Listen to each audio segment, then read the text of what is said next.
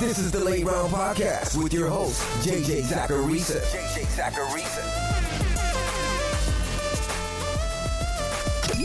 What's up, everyone? It's JJ Zacharisa, and this is episode 721 of the Late Round Fantasy Football Podcast, sponsored by FanDuel.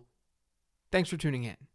The Week 14 NFL Sunday Million is officially live on FanDuel. Showcase your NFL knowledge and construct your best 9-player roster while staying under the salary cap, then follow along using FanDuel's live scoring feature to compete for your share of $1.2 million in cash prizes, including a cool $200,000 first place prize, all for just $5. Sunday's approaching quickly, so head to FanDuel and submit your lineups today. Eligibility restrictions apply. Go to FanDuel.com or download the FanDuel app for more details. Trend 1 this week is about Deshaun Watson. He had a really bad first game. We all saw it. It's tough to walk away from that game against Houston with any optimism about the playmakers in Cleveland. But if you want something, look to Amari Cooper. Because in that game, Cooper ended up seeing a 43% target share. That was his highest target share in a single game all year. Watson seemed to have a favorite. And if that continues while he potentially improves, then Cooper could have a pretty great December. Samaje Perine has been a very good fantasy asset with Joe Mixon sidelined. In his 2 games, he's handled almost 93% of Cincinnati's running back rushes. Joe Mixon this year has averaged a running back rush share a little over 85%. Perine has a 21% target share per game rate. Mixon's is at 15%. Perine's averaging 20.4 PPR points per game. Mixon is at 19.1. And what's most interesting is that over the last couple of weeks, Perine has been a top 10 running back in each game. That's the exact same number of top 10 finishes as Joe Mixon in PPR formats. Mixon had some that were just outside the top 10, but that monster 55-point outing is skewing his points per game average. We should expect Mixon to be mostly a workhorse when he returns, but we at least know that Perine is a high-end handcuff now. Alvin Kamara's usage was pretty bizarre in Week 13. He played 59% of New Orleans snaps. That was a season low. He saw a 60% running back rush share. That was also a season low. And he had a 10.7% target share. You guessed it, a season low. Maybe this is an injury thing, or it could just be how the Saints want to deploy this backfield. But it's a noteworthy trend nonetheless. CeeDee Lamb has just one game this season where his target share dipped below 24%, which is insane. He's seen a 31% target share in Dallas's offense, and he's hit double-digit PPR points in all but 2 games this year. And one thing that you should know about Lamb, the Cowboys have the second best fantasy playoff schedule for wide receivers according to my adjusted fantasy points allowed method.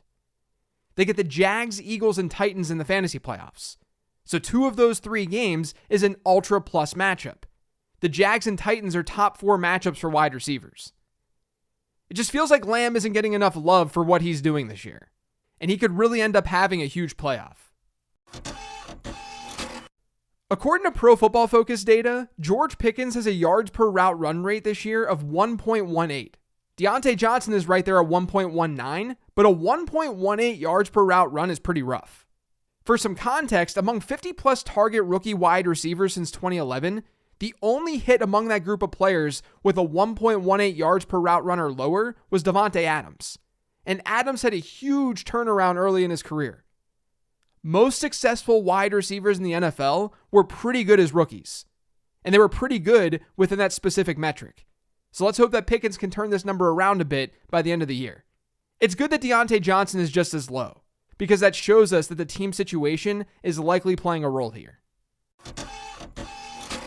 Gabe Davis has ranked higher than wide receiver 30 in PPR scoring just once over his last 6 games. And what's crazy is that he has a 21% target share during this time. That's not bad. It really is just about the big play. Davis has seen 17 targets of 15-plus air yards during this stretch. That ranks 6th in the NFL. But he also has 185 yards on those targets, which is 9th in the NFL, and he hasn't scored a touchdown on any of them. During his first 5 games of the year, so every game before this split, Davis converted 6 of 9 of those targets for 277 yards and 3 touchdowns.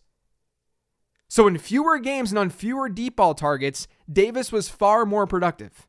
That resulted in 3 top 20 performances across his first 5 games. So unsurprisingly, it really comes down to big plays with Gabe Davis.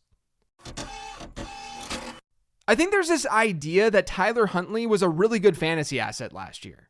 But I think people just remember that huge 35-point outing that he had against Green Bay. As I mentioned on yesterday's 15 Transaction show, Huntley threw the ball 30 plus times in 5 games last year. In those games, he scored 10.8, 15.3, 35.9, 11.3, and 6.8 fantasy points. So he averaged 16 fantasy points per game, which isn't great, but he scored more than 16 points just once. Lamar Jackson's been struggling to be a high-end fantasy quarterback in that offense. It's obviously possible for Huntley to turn that trend around, but isn't it logical to think that he probably won't?